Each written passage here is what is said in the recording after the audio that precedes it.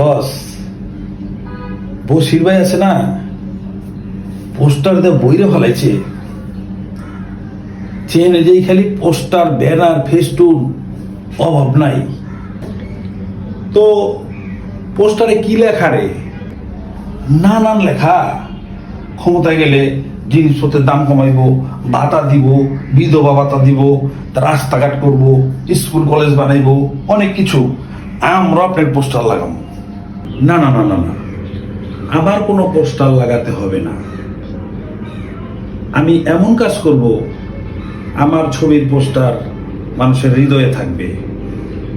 ওদের পোস্টার হারিয়ে যায়, প্রতিশ্রুতি হারিয়ে যায়। এই জন্য পোস্টারের কোনো দরকার নাই। ভালো কাজ করব যাতে মানুষের হৃদয়ে স্থান নিতে পারি। ঠিক আছে? অতএব আমার দলের নেতা কর্মীদের বলছি, তোমাদের তো পোস্টারের দরকার নেই। যদি পারো ভালো কাজ করো, ভালো কাজের মাধ্যমে মানুষের হৃদয়ে স্থান নাও। ওই পোস্টার লাগায় কোনো লাভ নাই। ডাক্তার ইউনূস স্যারকে দেখছ? কোনো পোস্টার আছে?